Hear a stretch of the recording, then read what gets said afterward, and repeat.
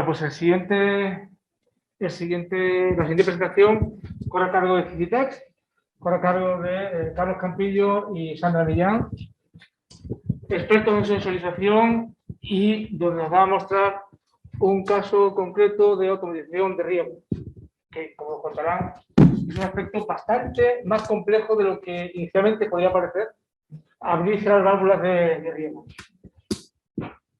Bueno, una cuestión, disculparme por haber toda su presentación, pues alguna fuente para que no está cargada de equipo, ¿vale? Este ha sido lo nuestro, como lo he probado previamente. No sé, ¿se puede hablar así sin micrófono? Así empecé a abrir así. Parece que si no, todavía parece una... Bueno, es bueno que no salga la palabra sensorización, porque es que nunca la he conseguido encontrar, creo que no existe la palabra. Deberíamos que tantas palabras que hay ahora en la Real Academia modernísima y sensorización. ¿Alguien si me puede indicar algún sinónimo que pueda utilizar? Porque siempre utilizo la palabra sensorización y no se me ocurre otra palabra. Y es la que más me gusta, no sé por qué no utilizo esta palabra. Bueno, agradecer a la carrera telefónica, a la Escuela Politécnica de Cáceres, la invitación. Es el 4º año ya. Muchas gracias por la invitación. Nos gusta todo el año porque intentamos cambiar la presentación totalmente. Entonces, cada año innovamos, presentamos cosas nuevas y la línea es un poco de contar las cosas por las vamos cambiando, ¿no? Este año, en vez de hacerlo yo solo, lo hago con mi compañera Sandra, porque os va a presentar una línea que estamos haciendo ahora, que es llevar ya todo lo que hemos ido aprendiendo a intentar automatizar el riego de los cultivos. Automatización, hablo, supongo que lo comentará Sandra, la automatización, muchas veces la gente habla de automatización simplemente en ver sensores y tomar las decisiones de riego. Mucha gente considera que es una automatización. Es decir, yo le doy información al agricultor y digo, tengo que regar 3 horas. Y eso es automatización en muchas ocasiones. Lo que hablamos no, lo que hablamos en automatización es que directamente hay un sistema experto que ya llega a las horas y ya automáticamente le mete la piega al programador y abre la electrovalidad. Bueno, ¿por qué el tema de digitalización, sensorización agricultural? Evidentemente es necesario cumplir una serie de retos que va a tener la agricultura en un futuro. Es prácticamente la siguiente revolución. O sea, tuvimos la revolución verde, donde gracias a todo el tema de la maquinaria y todo, pudimos subir de superficies pequeñas, superficies grandes. Manuel seguramente se acordará de cuando se cogía el tomate a mano. No podríamos hoy en día ser los mayores productores a nivel nacional de tomate industria y podríamos tener fincas como tenemos ahora de 100, 150 hectáreas con un automático, sin haber un automático, ¿no? Eso está claro, pero es que el problema que ahora es que tenemos la misma superficie, las mismas áreas, pero encima hay que producir más y encima con más calidad, por lo cual nos obliga ya a rizar. Entonces, por ahí puede ayudar todas las nuevas tecnologías, puede incorporar esa necesidad de conocer y de obtener información continua para mejorar.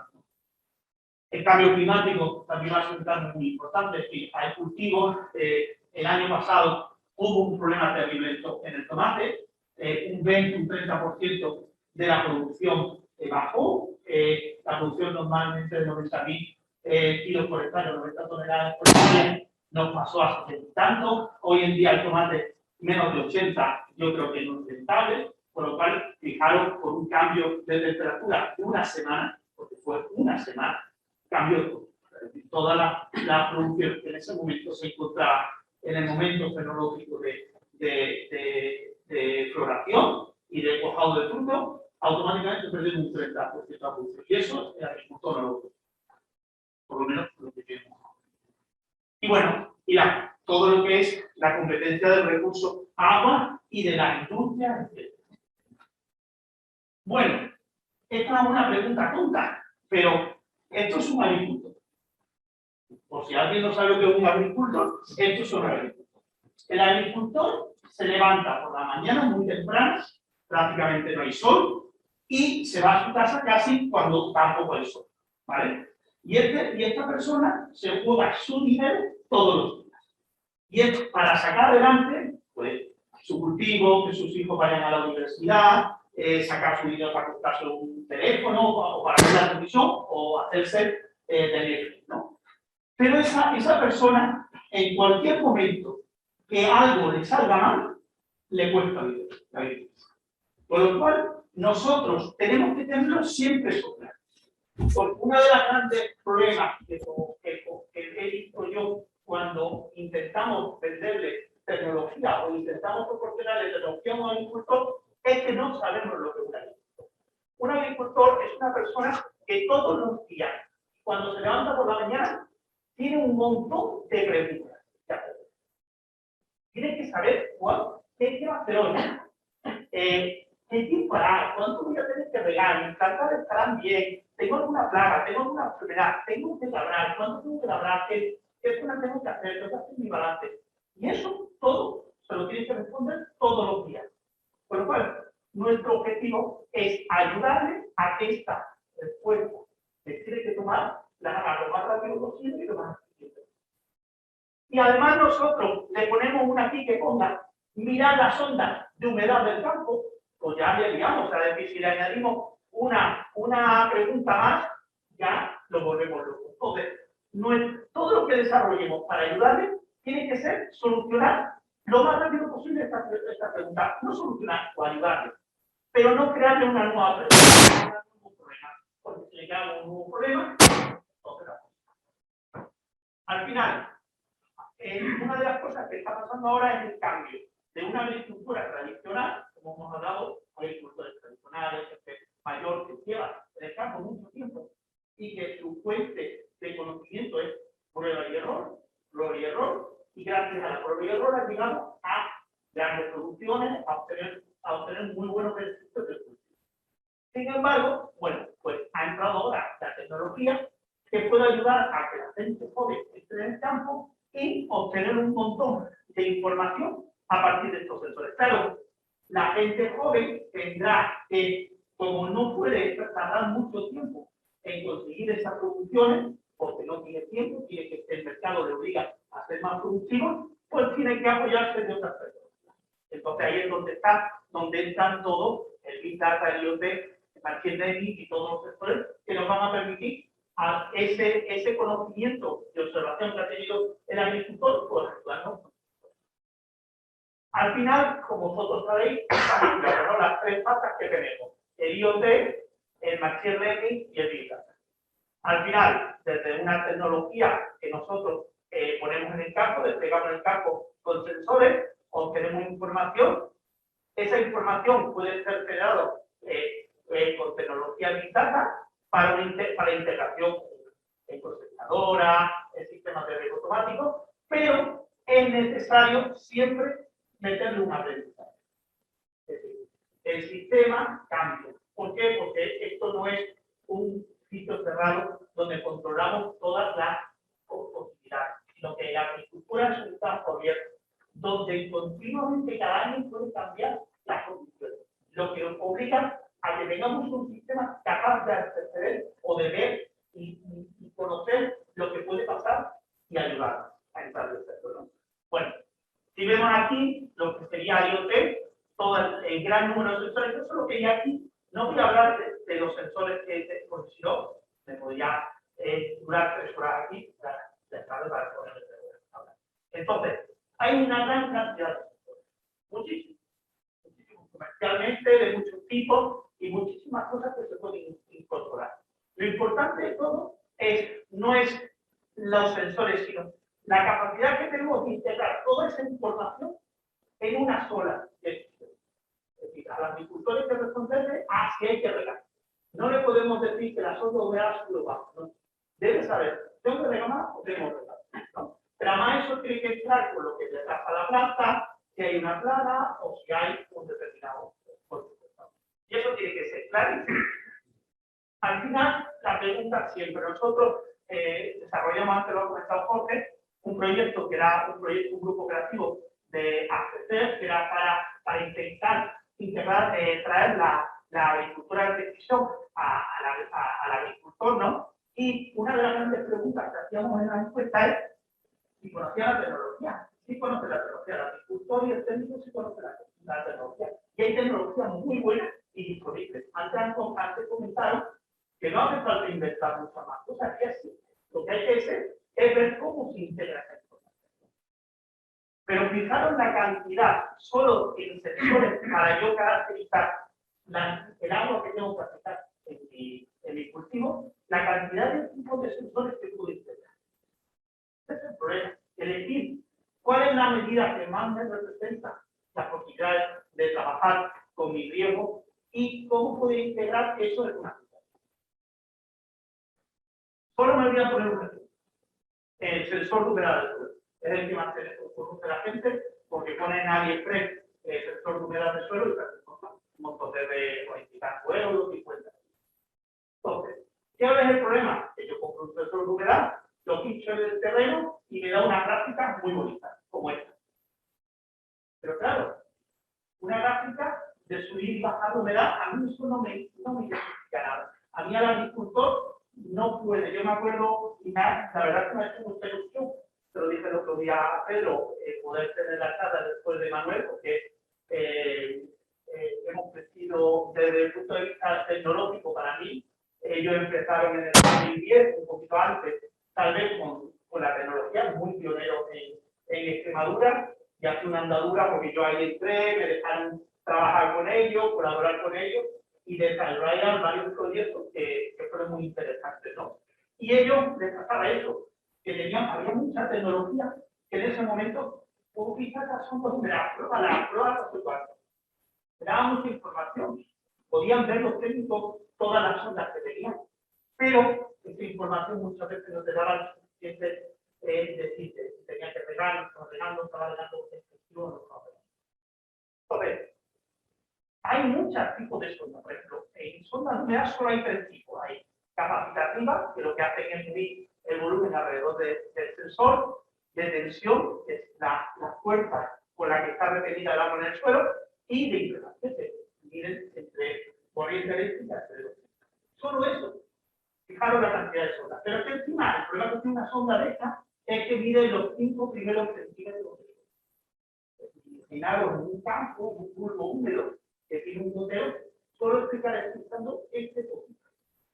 Por lo cual, pensar que con esta información tenéis que dar una recomendación de riego a un Por lo cual, tenemos que empezar a integrar toda la información posible para que no dependamos de este sensor. Luego lo va a contar Sandra, porque si yo dependo solo con un sensor y le engancho un sensor de estos de AliExpress, lo engancho y lo pongo, a lo mejor mi agua, yo me acuerdo que uno de los problemas que tenían con esta era que a lo mejor tú tenías un bulbo húmedo y el bulbo húmedo se te desplazaba hacia la derecha y tú tenías puesto el sensor a la izquierda y el sensor te decía que estaba muy seco, pero es que había agua. Entonces, le está dando información. También una de las cosas que he visto mucho y que os recomiendo que no caigáis en este pecado es la sobreinformación. Hay mucha información disponible desde que sacaron encima las imágenes de satélite. Todas las plataformas tienen imágenes de satélite. Además, la base de casi todas las empresas hoy en día, el 80% son las imágenes de satélite. Y las imágenes de satélite, yo creo que ya no había ninguna plataforma. Entonces, hay que intentar ver para qué sirven esas imágenes de satélite. Información local, porque el NVI se está utilizando mucho, pero como decía Manuel en su hay que identificar, ellos lo identifican, por ejemplo, para ver zonas de productivas dentro del cultivo, ¿no? Luego veremos también, por ejemplo, que para orientar qué parte de la parcela tiene que procesar antes y cuál no. Pero una imagen de NVDI muy bonita con colorines, si no le damos información, lo máximo que lo vamos a poder poner en nuestro despacho, muy bonito, con imágenes muy bonitas. Entonces hay que intentar que la información sea lo necesario. Y para ello, yo propongo el siguiente ejemplo. Nunca hagáis o desarrolléis una tecnología que dure más tiempo de lo que se tarda uno en tomar. El agricultor solo va a tener tiempo para ver lo que vosotros le vais a mostrar durante el tiempo que dura el café de la mañana. Se levanta por la mañana, se toma un café y mientras está tomando el café, ese es un dato a lo mejor están leyendo el marca, ¿eh? Pero pensar que no está leyendo el marca, sino que decide que va a ver vuestros sensores, la información que le dan. Pues ese es el periodo en el que vamos a hacerlo, porque a continuación, después de tomarse el café, vaya a echar productos químicos, va a tener que ir a ver si se ha reventado una tubería. Nosotros, una de las cosas que desarrollamos también en AFP era esta escalera, ¿no? Nosotros, para identificar cuánto agua, cómo la aplica el agricultor, consideramos que debe llevar una escala tecnológica. No vale darle a un agricultor que tiene un beneficio determinado y una necesidad de conocimiento y unos costes, no le podemos vender un vuelo. Cuando a lo mejor simplemente una imagen de satélite o simplemente un contador volumétrico para saber lo que está regando, ya es suficiente para. Es decir, hay que intentar al agricultor conocerlo. Porque al final no pasará lo que pasa muchas veces, que al final le intentarán vender una tecnología por encima de sus posibilidades, la utilizará el primero y el segundo año, y el tercer año, cuando le empiezas a cobrar ya por ella, le dirá, pues mira, no me merece. En ese sentido, es eso, esta es la curva típica grande de la tecnología. ¿Veis cómo la tecnología tiene al principio una aceptación terrible? Y aquí todo el mundo habla de esta tecnología y todo el mundo la quiere obtener. Luego hay un bajón, una crisis de esa tecnología, y hasta que esta tecnología no se mantiene en esta parte, que es cuando está estabilizado, no se considera una tecnología adaptable para el agricultor final o la empresa final. Por eso pensar que la empresa, cuando invierte en vuestra tecnología, para ellos un inventariado importante, es decir, tiene que amortizarlo durante el tiempo. No lo puede a los 2 años decir que no me sirve, lo voy a tirar porque es un costo. En este sentido, nosotros lo que hemos propuesto en el proyecto CFP, propusimos una serie de fichas tecnológicas muy sencillitas, por los costes que tenía la tecnología, cómo se podía utilizar y todo, y pues puede el agricultor ir seleccionando. Incluso desarrollamos una plataforma de autodiagnóstico en el cual creamos varios niveles tecnológicos, hasta 5 niveles, y el agricultor podría ir seleccionando con una pregunta que le hacíamos, ¿qué tecnología sería más adaptada? Lo que vamos a hacer es, en vez de enseñarle una lista entera de tecnología, le vamos a enseñar una tecnología que más se pueda adaptar al precio que está disparado, los beneficios que tiene de todo, el agua que está utilizando. Bueno, y al final todo conlleva a la integración. Toda la información obligatoriamente tiene que pasar por un machine learning o un decision support system, que es lo que nosotros podemos pasar. Son modelos de simulación que permiten esa información llevar a una decisión final. Al final, integrarlo en muchas plataformas que se están integrando hoy, ¿no? En muchos formatos. Aquí quiero poner, me hace mucha ilusión esta diapositiva y enseñarla con Manuel aquí, porque fue mi primer inicio. Yo no sé programar, no sé de informática, pero yo hice todo mi esfuerzo posible por poner todo mi conocimiento en una hoja. Eso sí, hacía cada cuadrito de eso tenía 5 o 6 condiciones. Aprendí a hacer 5 o 6 condiciones.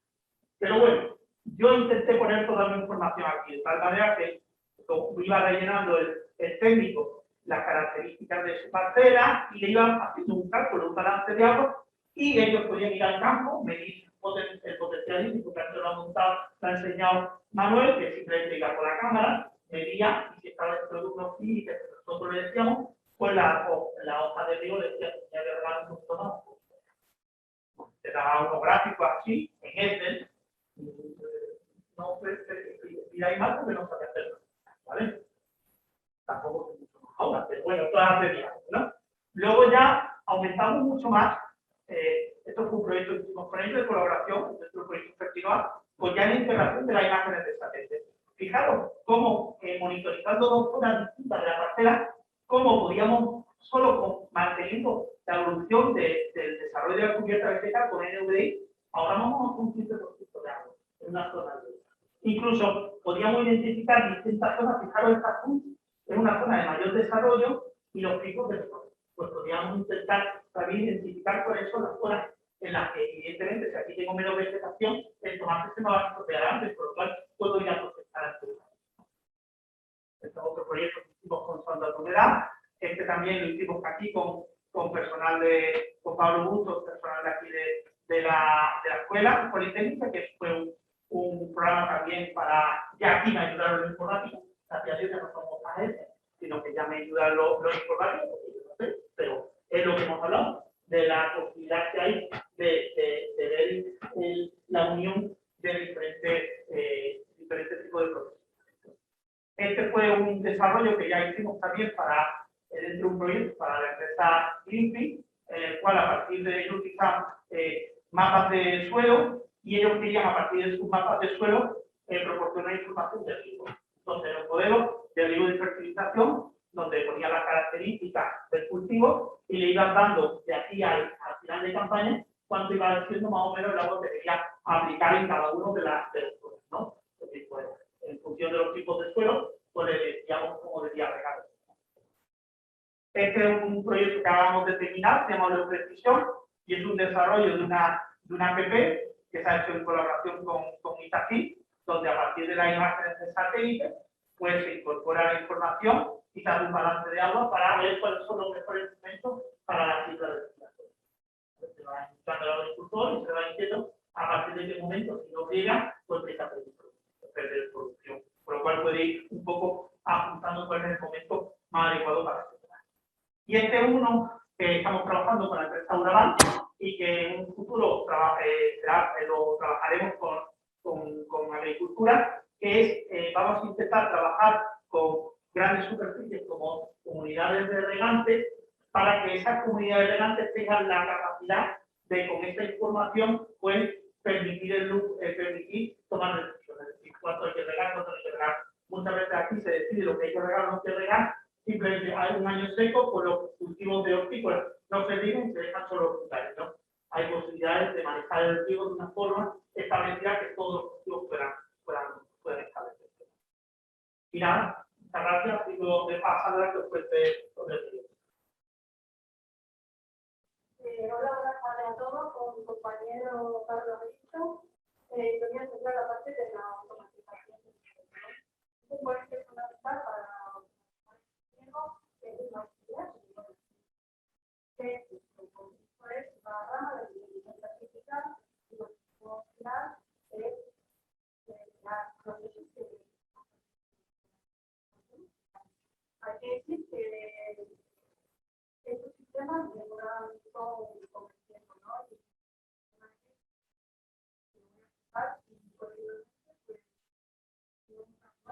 Con este machine learning, pues lo que nos patenta que los resultados son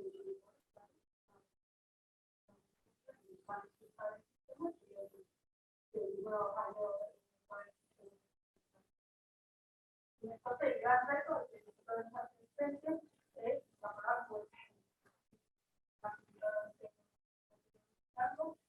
a la información. De tal manera, con la integración de las diferentes tecnologías, ahora se sigue lo que se denomina el nivel que no solo facilita el trabajo a la para llevar a cabo una acción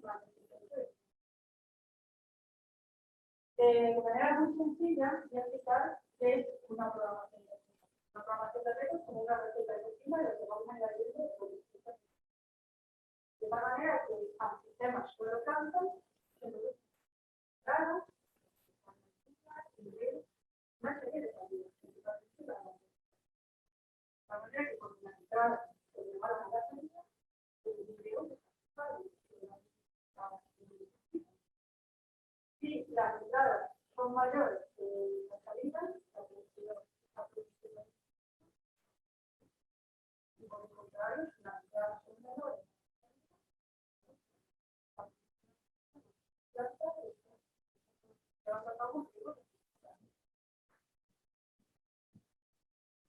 antes de empezar a explicar la plataforma de riego, hay que tener en cuenta que es muy importante crear una plataforma que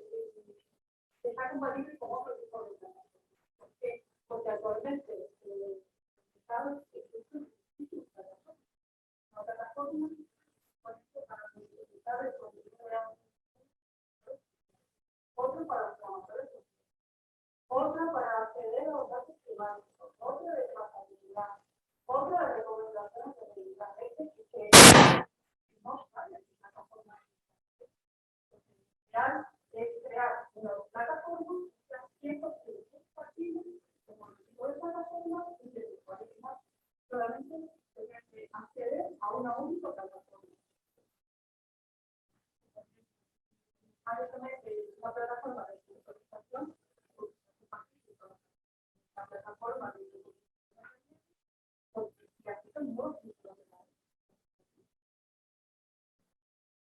bueno, pues yo voy a explicar la plataforma inglés.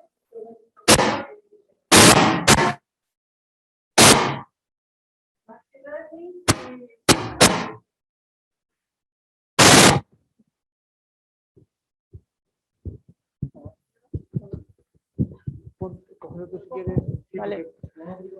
Vale.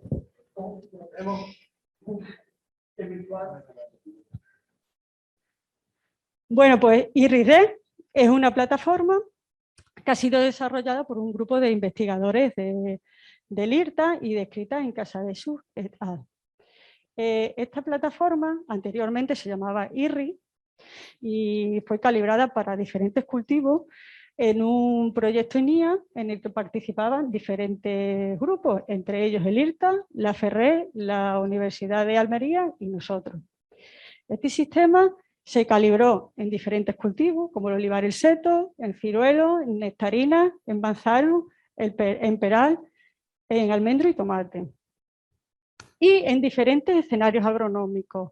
Se probó en parcelas que presentaban problemas de variabilidad espacial, parcelas que tenían suelos con problemas de que los suelos estaban compactados, parcelas en las que el objetivo final era aplicar estrategias de riego deficitario, en parcelas comerciales, porque lo ideal de este tipo de plataformas es probarla en parcelas que presentan dificultades en el riego. No, hombre, en una parcela que es muy sencillo regar, es muy útil, es muy fácil de usarla, pero lo interesante es usarla en donde existen problemáticas relacionadas con el riego, como las que hemos comentado anteriormente. IRIDES es una plataforma web alojada de la nube que diariamente toma todos los datos que están instalados en el campo. Esta información, junto con otra información que luego explicaré posteriormente, pues la utiliza para hacer una serie de prescripciones de riego en los distintos sectores o parcelas de riego. Y esto lo hace diariamente.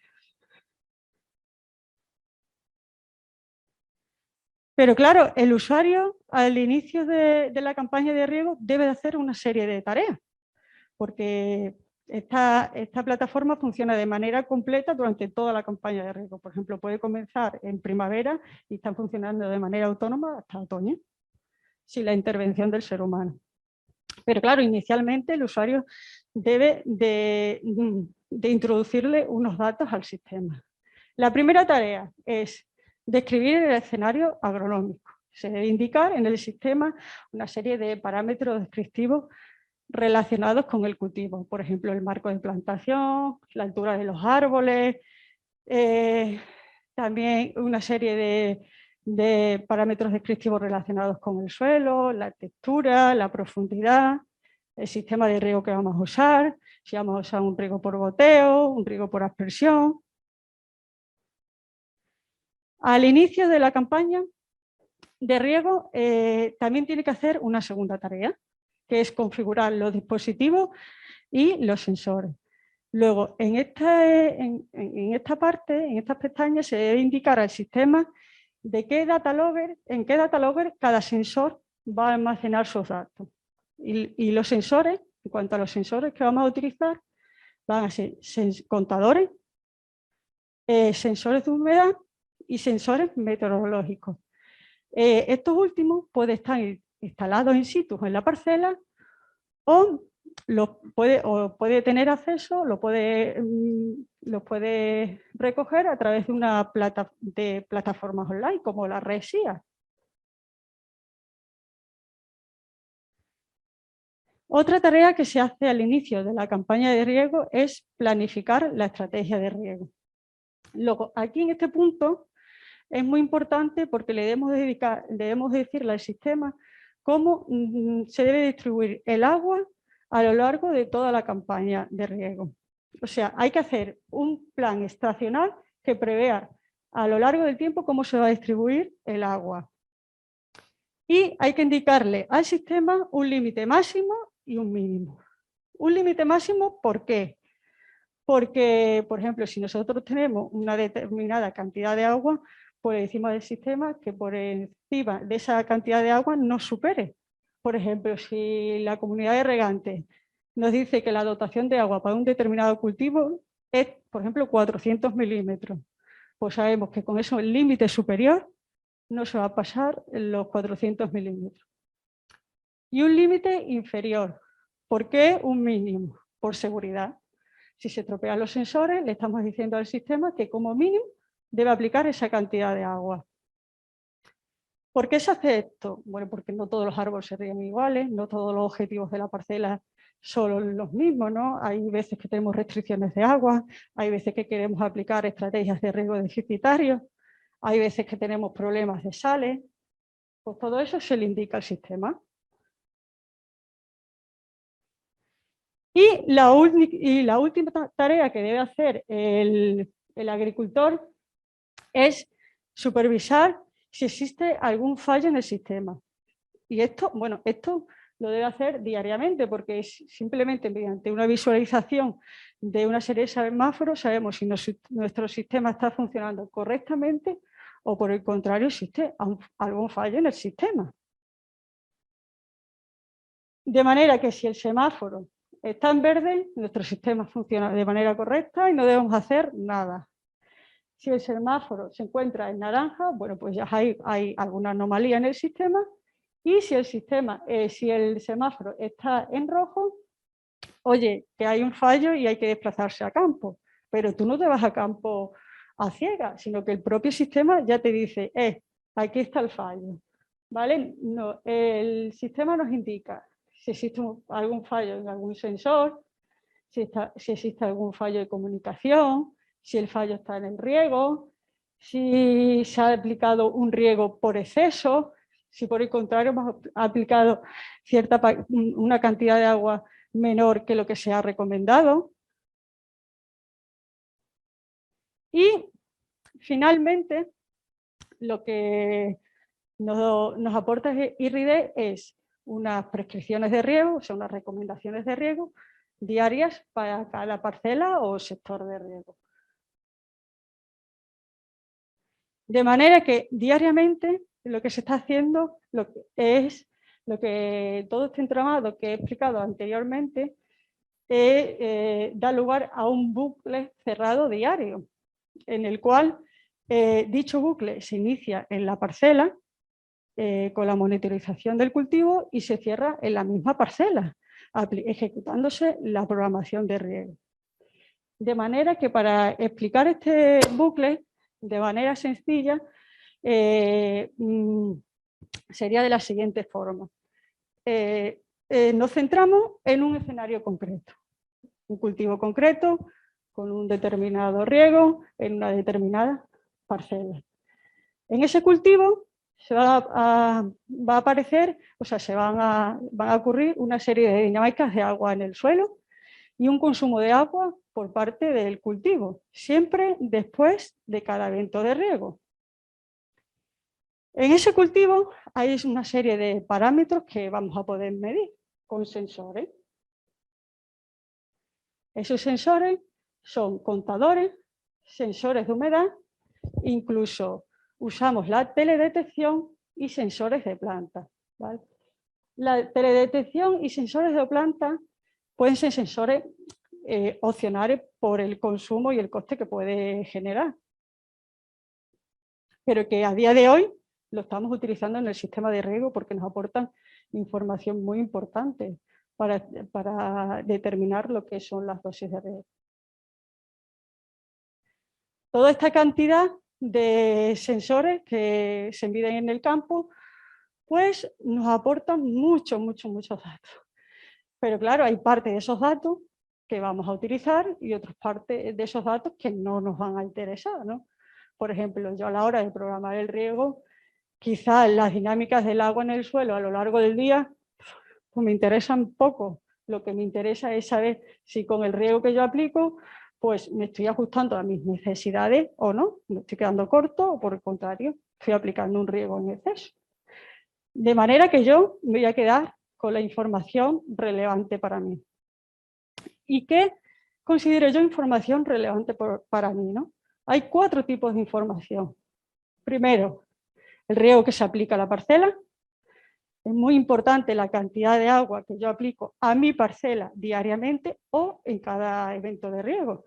Hay veces que yo en un mismo día pues riego varias veces. Pues muy importante saber la dosis que estoy aplicando en cada ocasión. El estado hídrico del suelo. Es muy importante conocerlo. A día de hoy, en diferentes cultivos hemos probado, como está demostrado, que se pueden interpretar los datos de los sensores de humedad de manera automática. Por ejemplo, en la gráfica que se observa en la parte superior corresponde a un sensor instalado en una parcela de ciruelos a lo largo de toda la campaña. De manera que se puede ver cómo después de cada evento del riego se produce un aumento del contenido de agua en el suelo, posteriormente una infiltración, una disminución de agua en el suelo, consecuencia de una infiltración y del consumo de agua por parte de la planta. De manera que mediante la interpretación automática de dicha información, sabemos si el riego se ajusta bien a las necesidades hídricas del cultivo o por el contrario, estamos aplicando un riego deficitario. En este cultivo, en la fase 2 del cultivo, aplicábamos estrategias de riego deficitario. Hay una cosa bastante interesante que hace IRRI-D y es que le da peso a los sensores. ¿Vale? Si nosotros tenemos una parcela, 15 sensores instalados y alguno de ellos empieza a hacer cosas raras, le disminuye el peso al sensor y si el sensor deja de funcionar, lo aparta automáticamente del sistema y no lo tiene en cuenta en sus estimaciones. Bueno, pues toda esta información que viene de campo puede converger en nuestro modelo de simulación con otro tipo de información, por ejemplo, como los datos de agroclimáticos. Y este modelo de simulación antiguamente no le poníamos ningún nombre, pero a día de hoy le llamamos Digital Twin. Digital Twin es una palabra, una terminología que está emergiendo mucho ahora y no es más que la representación digital de aquellos procesos que nos interesan tanto. O sea, es la representación digital de lo que está ocurriendo en el campo. En este modelo digital, en este gemelo digital, se le puede incorporar otro tipo de información, como por ejemplo información de cartografía de suelo, información de datos históricos de una parcela, incluso información de que el mismo agricultor ha tomado en campo, como fenología, estado hídrico del cultivo, que le ha explicado anteriormente Carlos. Pero sí, esta plataforma también se han implementado 2 nuevas funcionalidades con respecto a la simulación. Por un lado, con respecto a la simulación de cultivo, sabemos que no todos los árboles son iguales, que no todos los marcos de plantación son iguales, pero sí sabemos que las sombras que proyectan esos árboles nos aportan una información muy importante para determinar las dosis de riego. Luego, este tipo de simulación se ha incorporado en IRRI-D. Luego, otra simulación que se ha incorporado es tener en cuenta los diferentes tipos de suelo que existen en una parcela.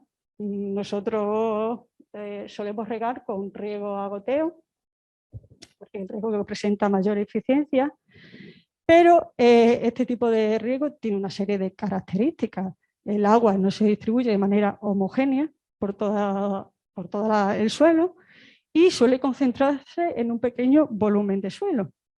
Luego, el sistema va a identificar 3 tipos de suelo aquí.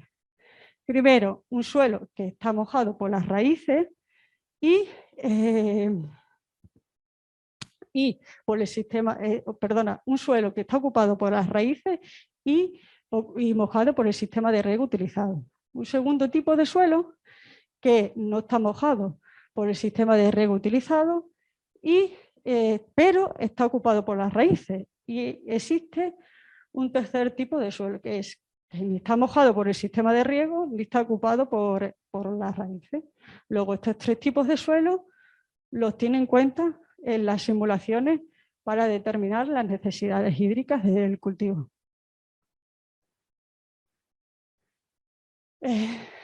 Una vez con todas estas digitalizaciones, con el gemelo digital que tenemos, bueno, pues se decide aplicar lo que es la dosis de riego y la hace a través de un algoritmo.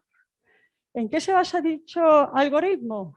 Por un lado, a partir del gemelo digital, estima las necesidades hídricas del cultivo. Segundo, adapta dichas necesidades hídricas del cultivo al programador de riego en cuanto al formato, unidades que va a utilizar. Ejecuta dicha programación de riego en la parcela, a la vez que se produce una monitorización del cultivo. Y por último, establece si dicho riego se ajusta o no a la demanda. ¿Y cómo hace esto? Pues a través del modelo digital, se ve si con la dosis que he aplicado al cultivo, dicho riego se ajusta o no a las necesidades hídricas del cultivo, y si no se ajusta, por ejemplo, si aplica un riego por defecto, pues la iteración siguiente lo que va a hacer es aplicar más riego y viceversa. Si aplicamos un riego por exceso, en la siguiente iteración lo que va es reajustar la dosis de riego, ¿vale? Y finalmente, el ciclo se cierra pues ejecutándose la programación de riego en la parcela. Y finalmente, para acabar la presentación, me van a permitir hacer la siguiente metáfora y comparar esta integración de las diferentes tecnologías que nosotros usamos con un arco romano. ¿Vale? En el arco romano vemos que las piezas están en el aire, pero que encajan perfectamente con mucha precisión para que dicho arco no se caiga. Lo mismo puede ocurrir en nuestro sistema.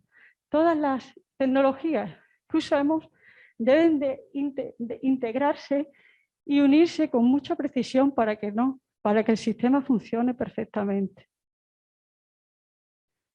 Aquí os pongo algunas de las tecnologías que usamos para aplicar el riego inteligente y llevar a cabo el riego de precisión. Y nada, con esto sin más, muchas gracias.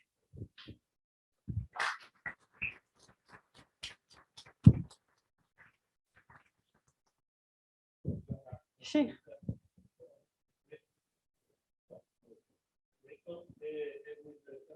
¿Cómo corroboráis que estáis aplicando esta técnica? ¿Comprobáis con otras parcelas? Sí. Sí. Nosotros normalmente hacemos un ensayo en el cual comparamos la parcela y hay distintos tratamientos. Uno de los tratamientos normalmente suele ser el control, que normalmente lo suele manejar un experto de allí del CICITES, en el cual puede aplicar estrategias de riego, lo que él quiera. Y nosotros básicamente lo que hacemos es imitar su programación. Él me dice, yo quiero inicialmente que tú hagas esta programación. Bueno, pues nosotros inicialmente introducimos esa programación en el sistema y todos los años hemos detectado que el sistema ahorra agua y normalmente tiende a aumentar la producción. Sí, normalmente Sí, por ejemplo, si se aplica estrategias de riego deficitario, ¿no? Pues con un tratamiento normalmente control, o sea, por ejemplo, un tratamiento de control es que tú no aplicas estrategias de riego, o sea, ya aplicando estrategias de riego deficitario, un investigador puede ahorrar un 20 o un 30% de agua, ¿no? Pues nosotros hemos tenido resultados que están publicados en revistas científicas que ahorramos con respecto al experto un 15% perfectamente de agua. Hace un par de años hicimos una prueba de este sistema en la empresa Fibra Río. Sí. Ellos dijeron que les interesaba mucho este sistema, pero ellos no querían hacer esta prueba. Ellos lo que querían era que el sistema hiciese como si limitase un poco. El objetivo principal de este sistema es limitar. Sí. Es limitar. Si puedo ahorrar, mejor, pero inicialmente es limitar. Y de hecho, el sistema ahorró un 20% porque el técnico o la empresa querían hacer un riego deficitario puede que la fruta estuviese y querían hacer una sencilla de un 75%. Pero es que ellos no regaban un 75%, regaban un 110%. Sí. Porque ellos pensaban que estaban regando muy deficitariamente y porque bajaban un 25%, pero es que estaban regando en precosecha un 130%. Por lo cual para ellos sí bajaba, pero si ya los árboles están. Entonces conseguimos la misma productividad, pero bajando un 20%. Pero no era que el sistema intentase cambiar la estrategia, porque si dijese, bueno, es que ellos hacen una estrategia, nosotros otra, no, es que el sistema lo que intenta es aprender de lo que quiere hacer. Claro. Por eso, por eso se le pone muy claramente, el sistema se le dice, oye, yo quiero regar así. Claro. Y entonces tú te mueves dentro de ese sistema, porque el problema que hay con los sistemas que no son mixtos es que tú, por ejemplo, si pones una sonda de humedad, te tienes que fiar que las sondas de humedad te están dando la información. Y si haces una programación de riego con un balance de agua, también te tienes que fiar de que lo estás haciendo. Esto es un mixto, es decir, ni uno es el que manda, ni otro es el que manda. Es decir, los dos se mueven dentro de un único sistema. ¿Alguna pregunta más?